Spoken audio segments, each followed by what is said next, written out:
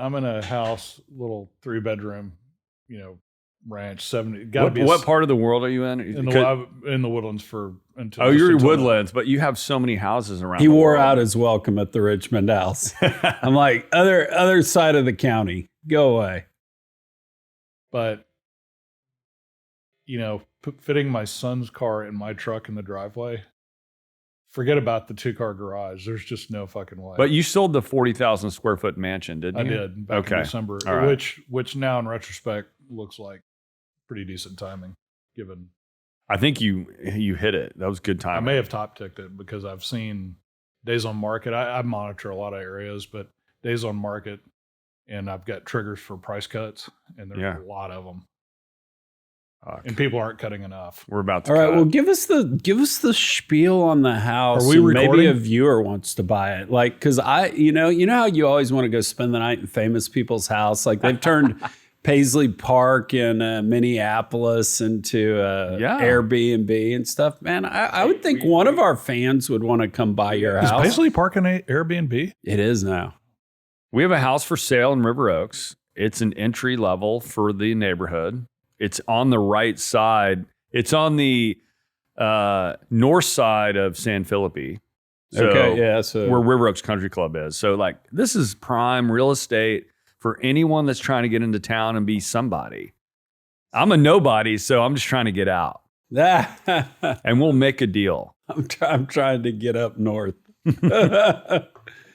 So the move is imminent? Dude, a week out, I'm moving to Nantucket and we're not coming back. Now, we'll come back to warm weather after Thanksgiving. We just don't know where yet. Yeah. And so if anyone listening wants to give us, we're thinking Dallas or Florida, but I'm always open to suggestions. My sweetheart went to SMU, so it's hard to pull her from Dallas. And Dallas is actually a great golf town. There are great people there. They dress nicer than Houstonians. The food might not be as good, but can you negotiate Fort Worth out of her instead of Dallas, or does it have to be Dallas proper? It's almost like one time I told her, I was like, "Hey, I'm in Dallas." She goes, "Where are you?" I said, "Frisco." She goes, "Frisco is not Dallas." I was like, I sort of learned that Fort Worth is a completely separate town. I like Fort Worth. I love Fort Worth. Colonial's there. In fact, the Colonial's going on right now. Scotty Scheffler's there. A lot of the top 10. Who pulled up in the 65 Stingray? I saw that. Scotty did? Was it Scotty? I don't know. But, I mean, it's a great golf town also. And it's sort of like oil town. Yeah. You know? No, it's cow town. So I lived in Dallas for a year. Figured out I wasn't cool enough to live in Dallas. You have to be cool. And I'm not cool. So I couldn't live there.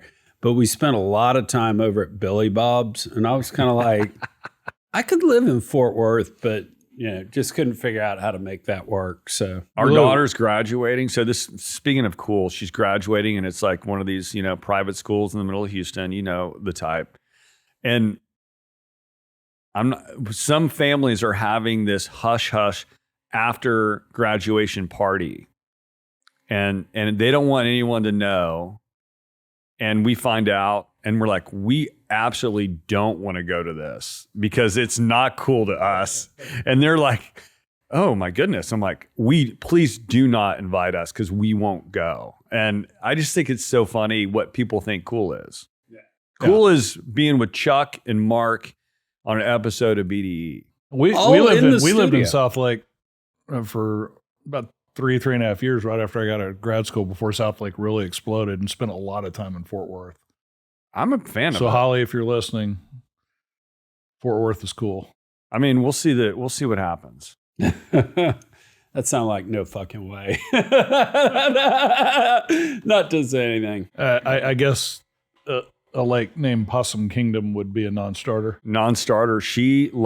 Just think SMU and the campus. She loves that area, so I think that's probably what we'll be close to. You got Tollway, 75. We're in between, inside 635. And by the way, as a Houstonian, I hate to say this, but Mi Casina is a good Tex-Mex for Dallas.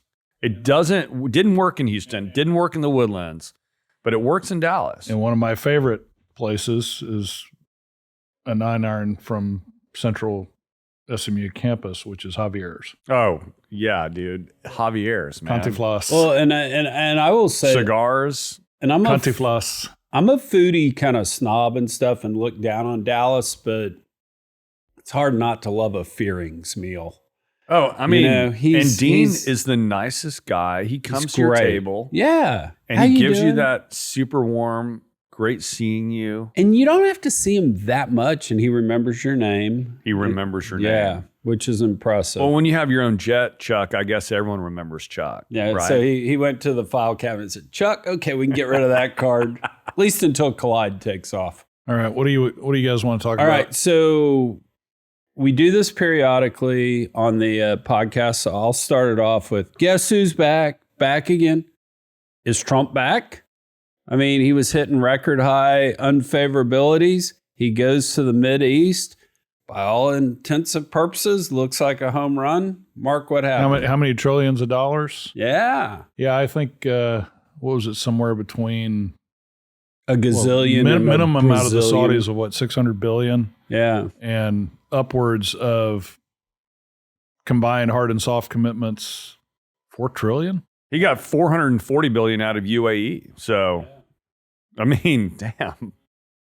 So, was it a coincidence that EOG announced last week that they've signed a 900,000 acre exploration agreement in the UAE? I mean, my view is I don't want the government negotiating on my behalf, but it happens and it's diplomacy. So we have a president that's doing a really good job of getting foreign investment in the U.S.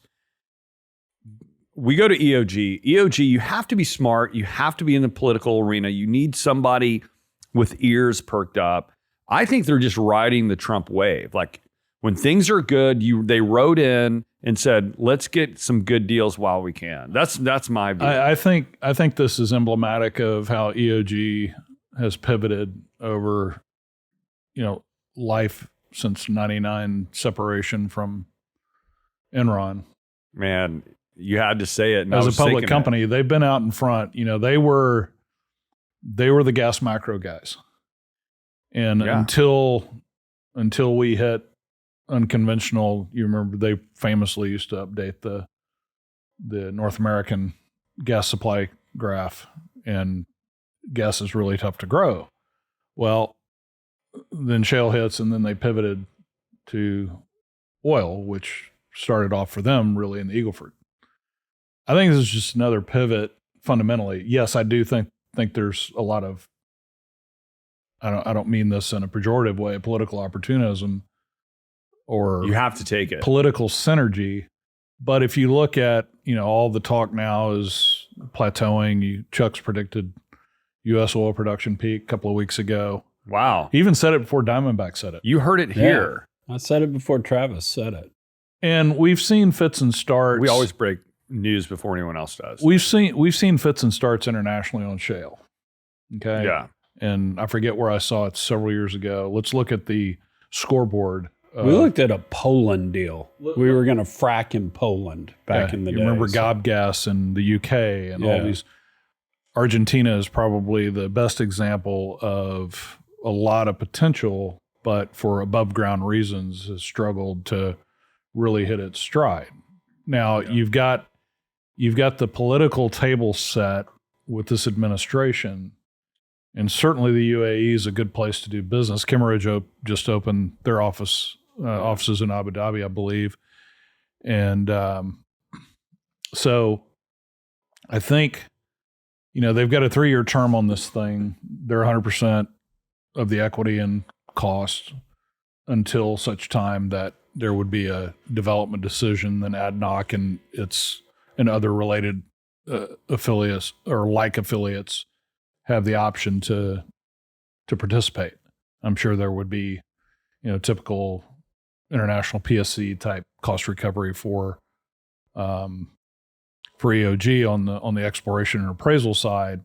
One of the things that's interesting in reading a little bit deeper, there's not a lot of detail. There's not kind of well commitments or work programs or how much, but what's fairly explicit in there is that they are obligated to basically let ADNOC go along for the ride, technology transfer, knowledge transfer type of thing. So this is something, I know the Saudis have been watching for a long time and trying to really climb the learning curve of what's going on unconventional, because Saudi does have some unconventional potential. Quite a lot from what I've been told. But who's best to go and apply it? I mean, is this drill baby drill just not within the confines of the U.S., right? And so it was just an interesting coincidence relative to the timing of the investment trap. I'm sure this has been in discussions and negotiation for much longer than certainly even contemplated well before we even knew Trump was going to get a second term. But I mean, I think there are 2 points to make here that I think are really important. And we talked about this numerous times on BDE. Trump's a low oil price guy. He just is. That being said, everything else is on the table, including Barron. I mean, if he had to throw Barron into a deal, he probably would. Sure, Barron, sorry. It's a good deal. And so these are the types of things that the industry needs to be focused on, because we're just going to have $50 oil. I'm sorry. It's going to happen. I'm not cheering for it. It's a reality. What can we get? Can you get us concessions with foreign countries? Can you get us foreign investment here? Can you get us permitting? All that sort of stuff. So we've talked about that a lot, and kind of disappointed that Chris Wright isn't leading that discussion. I know over at DOE, he's not in charge of the oil and gas business, but he knows it, and he could be making this case much better than drill baby drill at 50. You're good. I mean, he could be laying this out. Hey, sorry, we're screwing you on price. Here's what we're doing for you. The second thing is, I think this trip, and I hate to get, verbose about this and grandiose about this, but this felt like Marshall Plan for the Middle East. It really did. I mean, we've been at war over there, I feel like my whole lifetime, right? And this kind of felt like, okay, guys, World War II's over. There's a lot of reason for everybody to hate each other. Let's put it past each other. Let's put it all in the past and let's start doing business together. And that's very much what this felt like in terms of, the neocon design to redo the Middle East is dead now. And we're just going to start doing commerce together. And at the end of the day, that's how we're going to wind up stop shooting each other. Then you had the lightning rod, the distraction of the Qatari gift of the $400 million 747. Well, let me go through some technical points on that, just so we're all saying the same thing. The offer from the Qataris is, here's an airplane to the Department of Defense. Right. It's not to Trump personally. It's the Department of Defense. And then Trump suggested, when Boeing finally gets around to building the planes that he ordered in the first term, and we get those, you donate it to the Trump Museum. The key to these, the Trump Library, the key to these presidential libraries is they get privately funded and built, and then they're donated to the federal government. So the federal government will own this the entire time. It's not going to be owned by Trump personally. There are a lot of reasons not to like this deal. I mean, hey, they're trying to curry favor, bad appearances. Hey, it's going to cost $1 billion in 3 years to retrofit it just to make sure it doesn't have bugs on it. There are a lot of reasons. But again, we go back to the dishonesty of, Trump's getting a plane. He's not getting a plane. The U.S. government is getting a plane. And there's probably been no more aggressive or prominent participant in U.S. investment from the Middle East than Qatar, right? They're all over endowments, et cetera. And so that whole kind of political quid pro quo, I don't think certainly stands the kind of analogy test, just given where else they've put in billions and billions of capital. I don't think that, He's only got 3.5 years left. How long does it take to get the library built after the president leaves office? It takes 5 to 8 years. It feels like that brand new aircraft has a much. I mean, longer Obama service still life. doesn't have his built, but Right. How old is and there's more than one, but how old are the existing aircraft that make up? So supposedly, I think the one he's flying around on right now is 35 years old. Yeah, somewhere around there. And so there are safety concerns. He needs a new one. Yeah, and he ordered one when he was his first term. I think the big story here is Boeing hasn't delivered it yet. That's an interesting comment. You know, that to me is the big story, and what we should be talking about is what the hell. Speaking of Boeing, what was the order that the Qataris put in? It was for over $400 billion Of airplanes. of new aircraft. Yeah. Single largest order in Boeing's history. I wonder what the commission's like on the sales rep who led that deal. Exactly. So I do think the EOG announcement was mostly coincidental, but it's relevant to talk about in terms of the new dynamic between the U.S. and the Middle East and the power players there. That is, look, let's focus on economic partnerships. Right. And they'll do the requisite amount of defense spending, et cetera. But this is all good for the U.S. Well, as a shareholder, I mean, if you can get a better deal because of other things happening, wouldn't you do it? And I think that's ultimately, this looks like a pretty good deal for EOG, especially if they strike,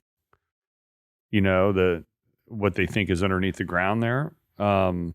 It looks like it could be favorable for the owners. And let's use it as a model. Guys out there thinking through, what do you want to do? If you had your eyes on any other country, I'm sure Trump will go over there with you and help negotiate it. Let's use what we can get out of Trump. I mean, EOG is 100% equity in the operator. I mean, that's just of the exploration license.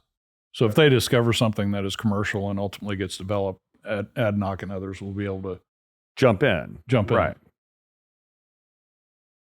There you go. Hey, this is a lot about knowledge and technology transfer from the Emirates as well, which I think has been, part of the attention that they've been paying, the observations they've been making as they've watched. Don't kid yourself, they've been watching what's been going on in U.S. shale for a long time, and what better way to accelerate the capability than ride shotgun on one of the best operators and most knowledgeable about how to do this in unconventional. Yeah. So I just know 900,000 acres is a lot to explore and appraise in a 3-year timeline. Yeah. So there you go. One thing that I don't think was a coincidence, and we talked about it last time we were on, is I think it was the same day he was starting in Saudi, was, I bet there's going to be some shadow or backroom type of discussions with the Saudis about, okay, we're hanging in here at 60. You guys have announced a tripling of the quota restoration or the cut restoration for April and May. They're meeting on June 1st, and speculation is popping up that, are we going to get another 411,000 barrel a day acceleration for July? And so I do think that there was some discussion. Look, and I think you're right, got to have 50. And the closer we get to November of 2026, the more he can point to that as a big win for all the other things that are seemingly bogged down, like Russia, Ukraine, what's going on with Iran, Gaza, et cetera. What do you guys think? Totally, I'm sure that's happened, hey guys, I need low oil prices. Tell me what I need to do. Where do you start? You start with OPEC, and you start with the number one king of OPEC is Saudi. This is the first place I'd go. And I always said for years, call it 2015 to pre-COVID, I always said the Saudis don't have their excess capacity. They really don't. They were pushing it and producing over 10 million barrels a day. And if you look at it, their highs, they never really did it more than 120 days or 6 months at a time. So if they had excess capacity, BS. They've been producing as low as 7.5 million over the last couple of years. I think they're at 8.5 right now. They've got it now. They can turn it on. Yeah, so it's real. There was some announcement where they adjusted their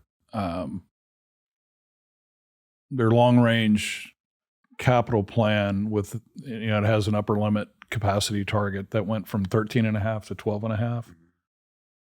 I think some of that is partly a function of what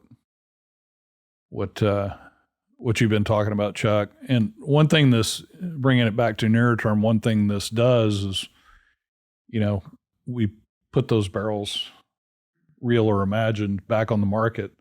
The cushion is less in terms of what's shut in or spare capacity.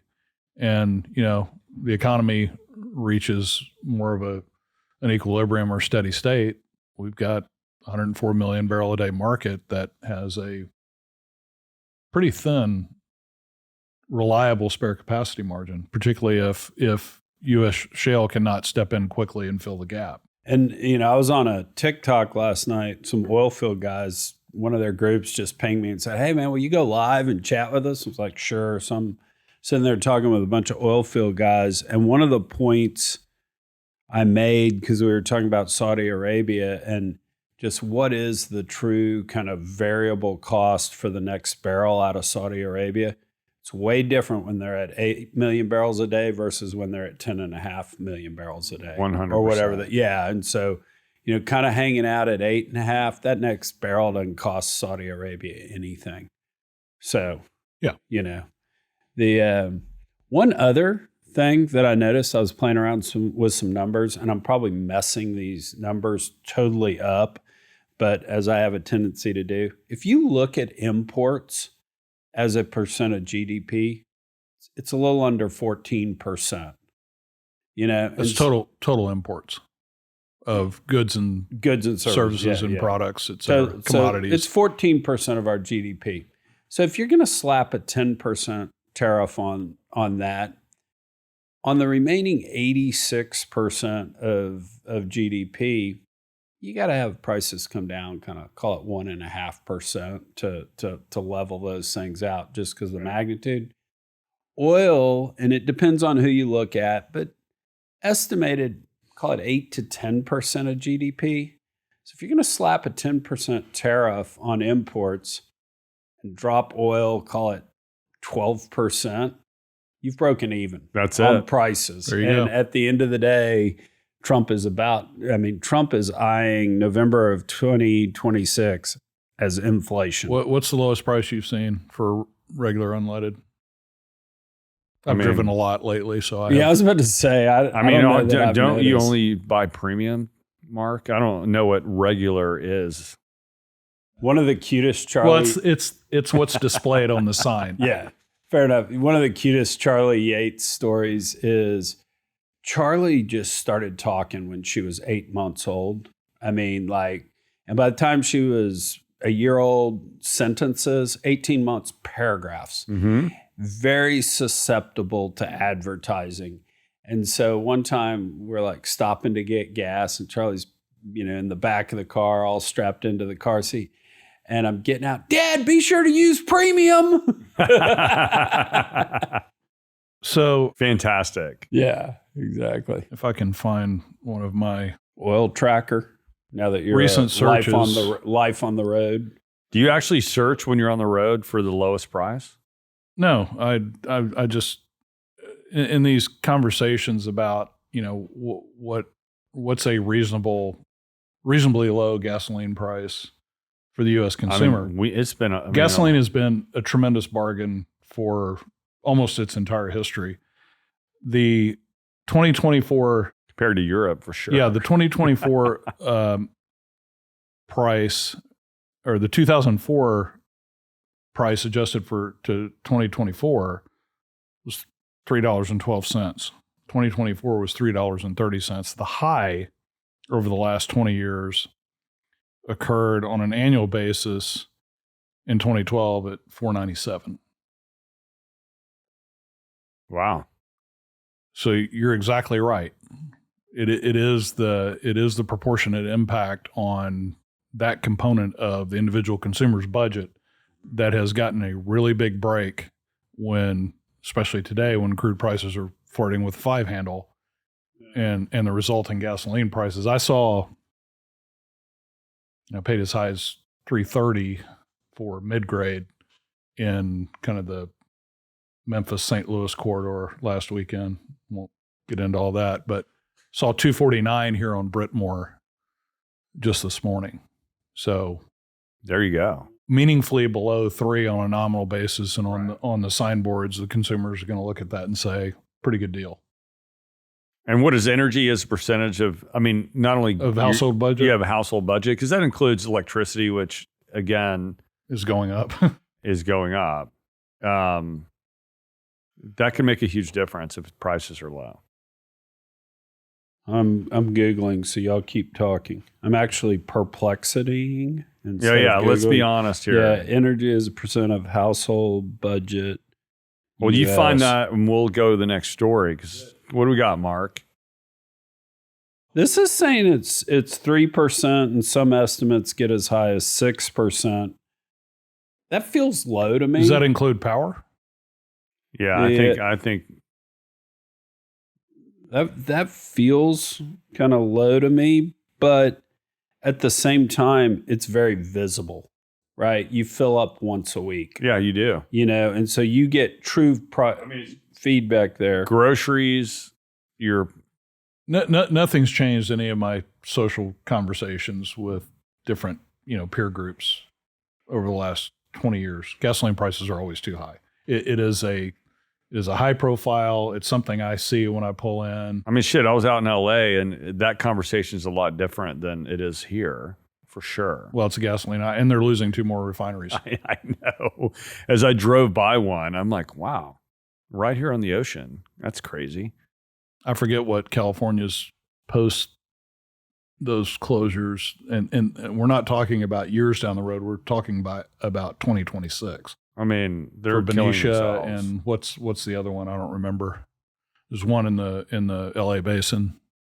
They took a cue from Germany, who's coming back. So that's another story for another day. Yeah, we had it on the list a few weeks ago. The new the one who took the energy and economics minister for the incoming administration. She's all about natural gas. Yeah. Well. So this is saying 6%, about half of that's gasoline and half of it's home heating, which, that might be about right for me, although my house electric bill is higher than it should be because I have the old house, and so I'm literally air conditioning downtown Richmond. Yeah. Yes, you are. Yeah. Yes, you are.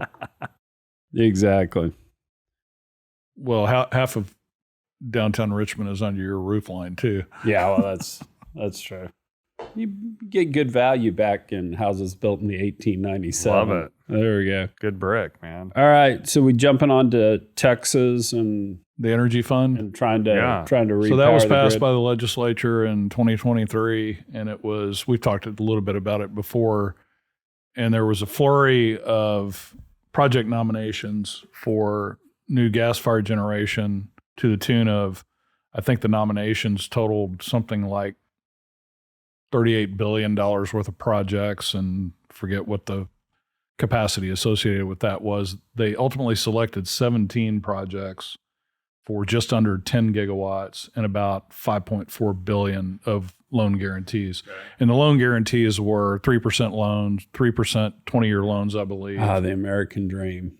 Right, for up to 60% of the project cost.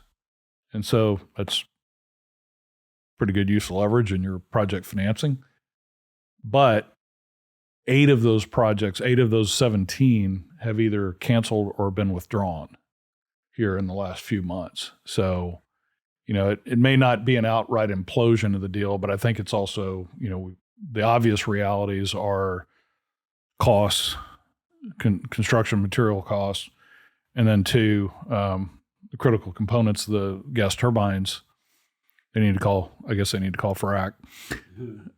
Gas turbines have put out timelines. It's like Boeing; they're hard to make and take forever. Yeah, I mean, isn't that a GE problem? People just can't. Although, you know what I heard yesterday? I had lunch with what I'll call one of my power buddies, and his thing was, yeah, you want to pay retail price for a turbine? It's 38 months wait. You want to pay 200%? I'll get you one tomorrow.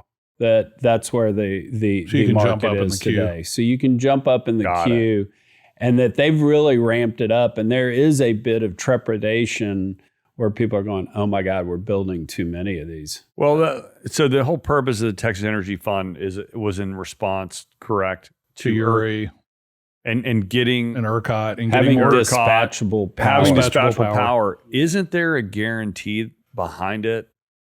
Because I mean. Well, so here's the issue with ERCOT that's unique to the other grids. ERCOT's deal, like most of the time, any other place in the grid in America, you want to build a project, they come in and they look at supply and demand in the area. Are we going to need it?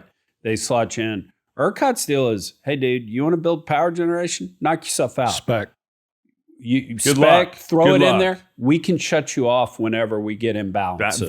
That's exactly the point. I'm glad you made it. Is great. There's this one part of the government saying, Texas Energy Fund saying, hey, we'll give you all these really nice loans. Go build shit. You've got another side that's saying, hey, this is at risk, and if you build this project, it might fail. Good luck. And the big players aren't stepping in or have withdrawn. Well, and you've compounded your power pricing risk by really building a flurry of intermittent, right, and negative pricing, and certainly these are peakers. It's not base load. What is it? It's a combination, okay. But it's have you looked at ERCOT's kind of real time power stack and seen? I used to follow it daily, but now it's just not as interesting. Yeah, I mean, in Texas, why is gas, which is, I forget the nameplate numbers or the available monthly capacity, but we're running natural gas a lot of times when it's windy and sunny. We're running them at much, much lower effective utilization. Right. And so I'm a new gas plant developer. I'm going to expose myself where I've essentially been subordinated in the grid from a generation standpoint.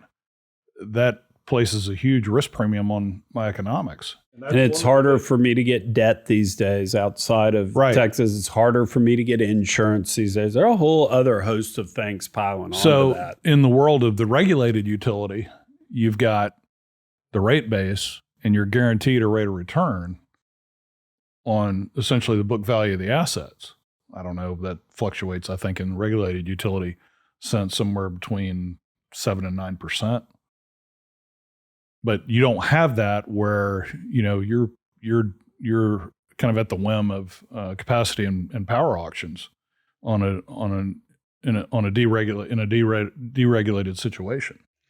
I mean, I've heard, and I'm not a power guy, but I've heard there's a lot of talk of the better fix instead of just loaning cheap money for power generation is put some sort of fee on capacity in some way, shape, or form, i.e. you get paid something for putting capacity onto the system, as opposed to right now you just get paid for power. So what does that mean for the ratepayer?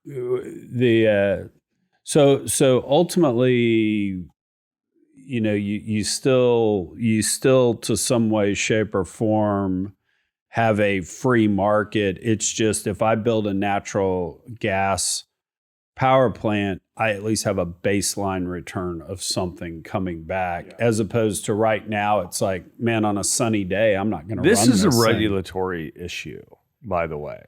And it's, if you look at what they're trying to do at like University of Colorado at Boulder, where they're building these microgrids and they're trying to share power between homes and businesses that have excess capacity, and it almost settles locally. There's ways that you can sort of fix the capacity issue in Texas, but I think it's the regulatory issue that's going to take a long time to figure out.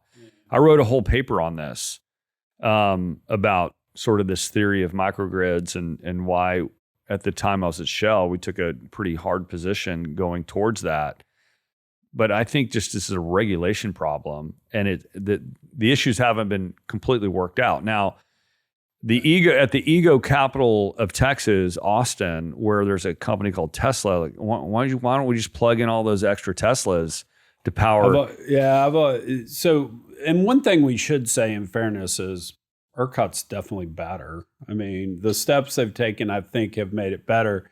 Is it? I think we used to say that. Back in 2010, I would have said, sure, ERCOT's the model.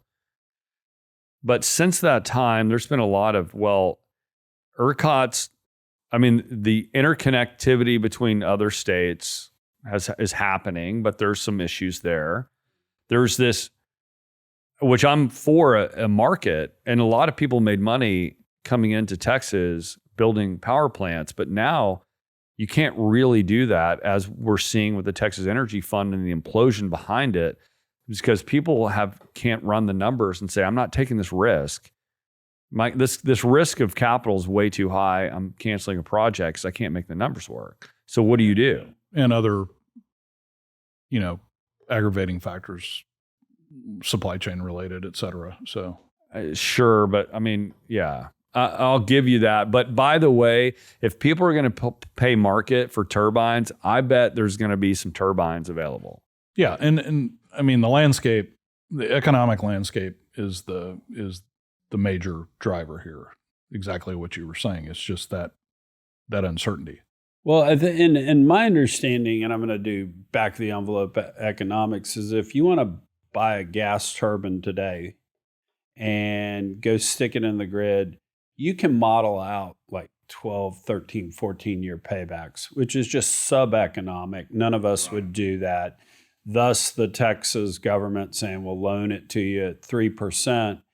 You really have to be able to lean into, we're going to have a winter storm Uri type spike in pricing. And if I've got base load that's dispatchable, that's where I'm going to make my money. And so we haven't really seen that from the investing world, that they're willing to in effect bet on volatility. And so, well, climate change is going to fix all this. So mark my words. Well, and staring at the prospect of 130 gigawatt market by 2030 in Texas is something's got to happen, or it won't happen. Yeah. And I do come back to AI as existential threat type stuff. We have to win this. Look, we can't let China win this. Going back to our conversation earlier about the UAE, they made a $1.4 trillion commitment to invest in AI and other related technologies in the United States, which goes back to, I think those are microprocessors or fabs and AI and data centers, which needs power. Yeah. So natural gas currently on ERCOT is generating just over a third of the power on the grid. Combined solar and wind right now, or right at 49%. Well, it's pretty damn hot in Texas right now. And did you know that storage, which has grown from, I looked a few months ago, it was like 7 or 8 gigawatts. It's now monthly capacity of storage is just over 11 gigawatts. And that is over twice nuclear monthly capacity in the state. Really? So we have. And what kind of storage are we talking about? Battery. Because there's gas storage. No, it's just this is generation stacked. This is just the installed battery storage. Well, good for you. Can we talk about nukes? Let's talk about nukes. I love nukes. By the way, Chuck Yates Needs a Job, having a guy on this afternoon. We're talking all about nukes. So maybe. Well, what a segue. Yeah, exactly. We can make some predictions. Yeah, so when the viewers notice that I'm wearing a blue shirt in BDE, and next week or 2 weeks from now, Chuck Yates Needs a Job, It's because I recorded on the same day. Don't tell the fans this, Chuck. You need to be more real time. There we go. And you need a new phone case. What the hell did you do there? Speed up.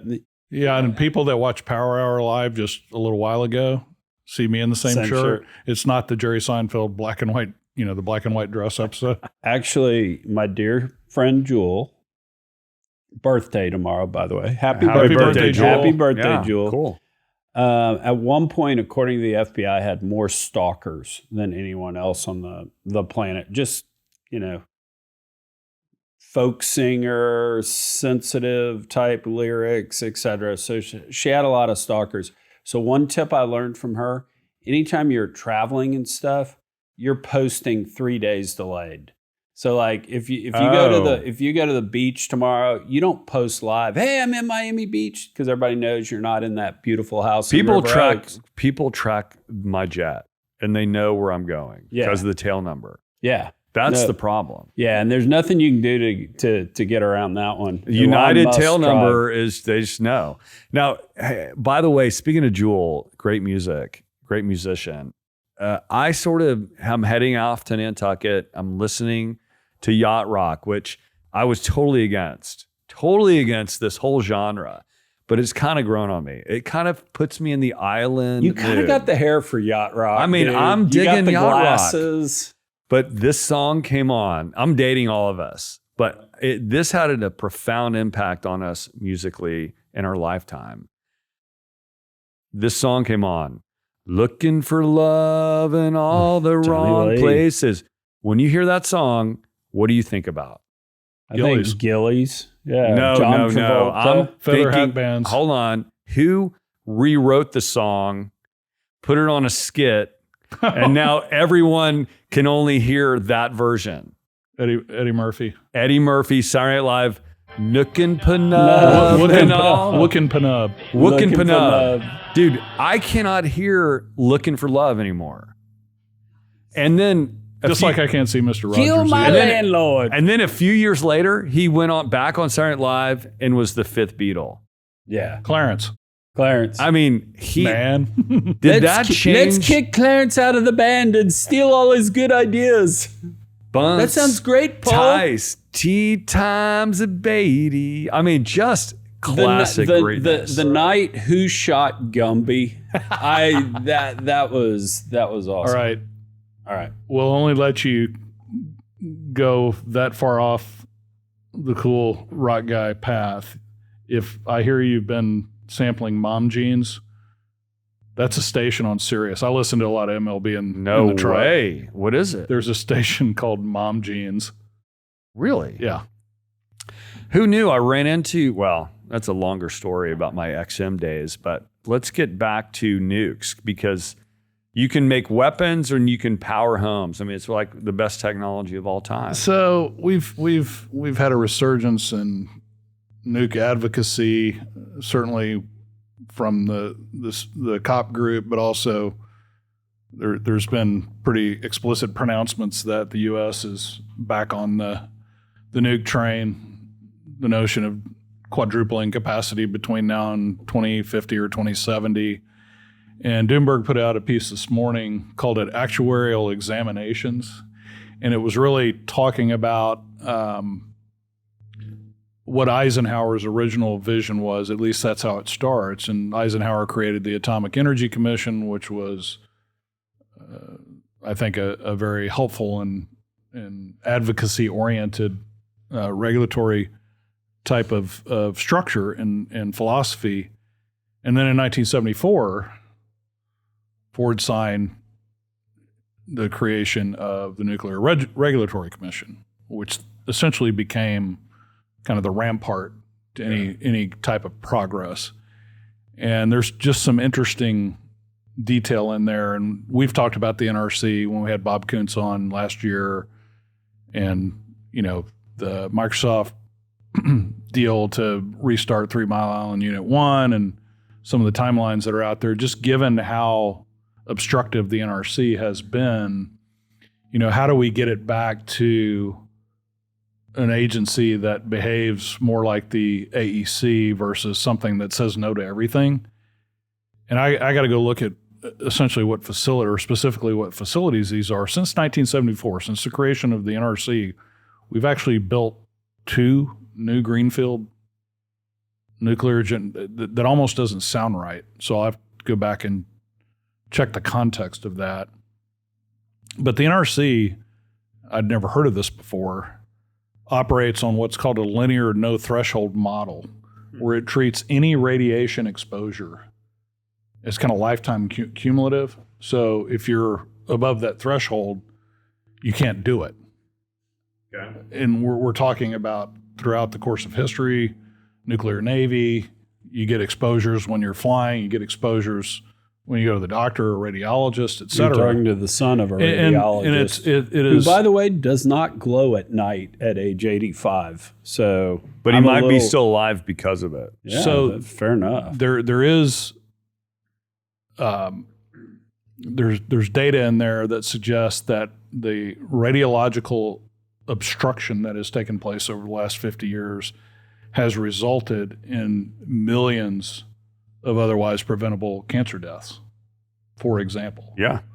So, their hope, or the hope that's expressed in this piece, is that we're going to get this breakthrough where we completely turn the NRC no model completely on its head, because that's what we have to do to get to the type of additions of nuclear capacity. I think it's, hopefully that momentum continues to build. We actually start seeing some projects get sanctioned, because it is a tremendous win for safety, reliability, land use, carbon, if you care. I mean, every time I go down to Surfside when there's a good swell, I'm sure I'm getting radiation from the South Texas nuke plant.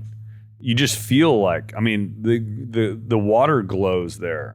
But haven't we figured out that we can just surround that with concrete? Yeah. Yeah. And so if something melts down, you shut it down, and five workers But remember, die, a lot of this is driven by tragedy, politics, and politicians aren't scientists nor engineers. They listen to people and think about what happened to nuclear because of Japan. Everyone said, don't even talk about it. 10 years went by before anyone would even talk about it, which seems like a major oxymoron. It just doesn't make any sense. And finally, people are talking about it again, because as you think about economics and the lowest cost of levelized energy, you're going to go to nuke. You're going to talk about it. Damn, we can make this safe. The French have figured it out. Talk about oxymoron. The French are leaders in nuke. Right. Well, and I'm blanking on the guy's name. I don't think it was Heisenberg, but one of the German, maybe it was Carl Friedrich von Weizsäcker. But remember when we used to give Finger of the Week? Yeah. We gave Finger of the Week to that guy because he was a German. He felt incredibly guilty about developing nuclear and the bombs going off, and probably rightfully so. But he's the one that really started all the rhetoric around how dangerous nuclear waste is, and it's just not, And so we gave him the Finger of the Week. Heisenberg invented crystal blue. Yeah. If you're a Breaking Bad. Yes, exactly. Incredible. Say my name. Say my name. Exactly. So, yeah, we, and to his credit, old Richard Nixon wanted, hundreds of nukes everywhere, and it probably is a good solution. And I always come back to, every time we talk about nukes, if the freaking French can do it, I'm pretty sure we can figure it out. The French. Yeah. Love their food, love going to Paris, but damn. And like to hurry up and build a lot of natural gas, because we need more dispatchable power in ERCOT, because we're getting hit with not only a wave of prospective AI and data center demand, but we've over the last 5 years, we've had waves of people moving here. Right? So there's not all illegal either. So. And we are building the data centers, AI of the future in Abilene. We need more power. No doubt.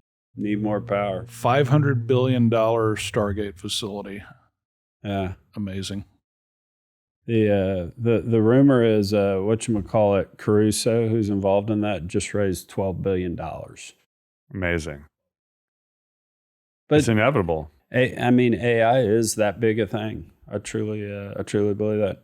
Well, good to all be back in the studio. Yeah, great seeing you guys. Likewise. Welcome to the new digs. This is, I mean, I guess you raised a little capital and you upgrade, huh? Sorry, Blair, you screwed up. You trusted us. Don't, Blair. I mean, Blair just doesn't want to hear on this episode that you're getting paid a huge salary now. There is not that happening. Maybe does Collide need a clubhouse? Maybe we should talk to Frack. Oh, we could. River Oaks Clubhouse. Yeah, we're not there yet. I'm still cheap. We're spending it is closer to the Mercury offices in Greenway. So maybe they're open to it. That being said, we're spending a lot of money, but it's going into product, and they're having to show it. I mean, Todd Bush and the team that are now involved. I'm like, these guys are Kinesis are from real, Upside. the real deal. Clay, who's worked with Kinesis a whole bunch, just basically was like, I'll show up. And he's been here all week just writing code. I don't know if he's going to come work here or not, but it's been cool. We have substantially upgraded the technical DNA around here. No doubt. It's like real stuff. We have a software system architecture plan now. You do you even know what that is? It sounds good. I saw it. It sounds it's important. got a lot of pretty pictures on it and made sense. We'll miss you guys. We'll see you guys soon. We'll see you virtually. You're not getting out of this. Yeah. Good luck selling. Good luck selling the house. Oh, thank you. And just this is serendipitous. Partner. Yeah. I'll just be dialing in from Nantucket and I'll give you the latest. We'll stick you right there on a box. Love it. In my nomadic wanderings, I could just find myself on the island. What Chuck and I want you to do is find a spot that has reliable Wi-Fi. internet. Vlad was very disturbed by that. Where was Mark? Was he being held captive? Mark, blink if you're... Yeah. All right, guys, if you like the show, please send it to a friend, subscribe, say nice thoughts about it, and we'll see you next week.